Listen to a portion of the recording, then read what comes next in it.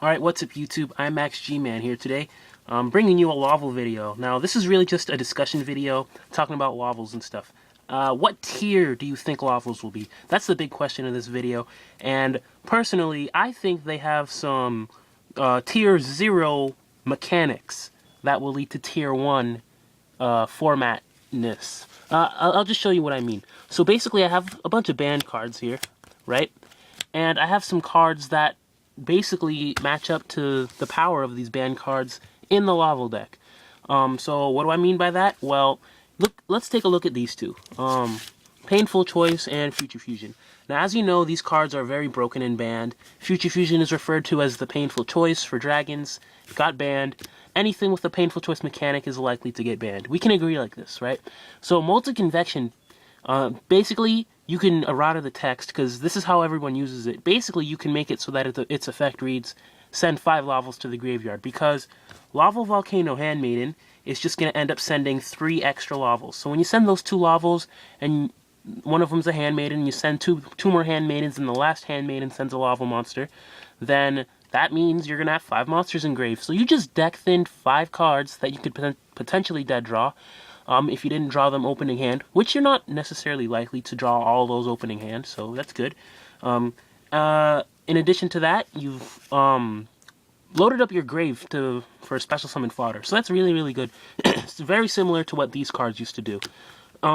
Just last format, you know, everybody hated Future Fusion. Well, think of a Future Fusion that you can't stop with MST, and that's basically what Multi-Convection is going to be. It's going to be even closer to Painful Choice than this card was. So that's the first thing that I think will make this Laval deck really, really good. The second thing is Rekindling. Rekindling is just like Dimension Fusion for Lavals. It's not like Reborn for Lavals, it's like Dimension Fusion for Lavals, because it says special summon as many as possible fire monsters from your grave with 200 defense.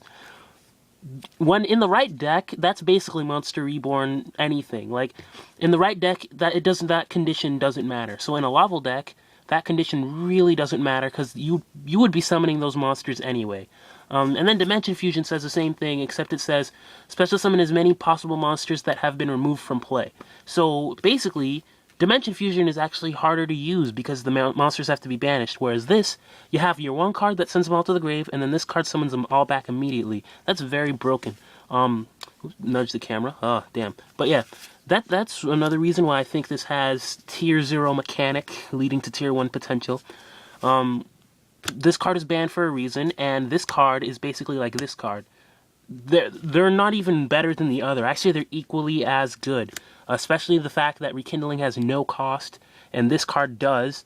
Rekindling can be used more than once in a turn. It's not like the effect of Rekindling can only be used once per turn.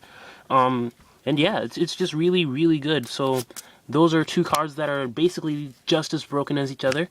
And then the other things I want to point out is that when Mind Control in the right deck like this, Mind Control can be treated like these cards. Now, these cards are banned because they're just very, very broken. You top deck them and you steal wins, right?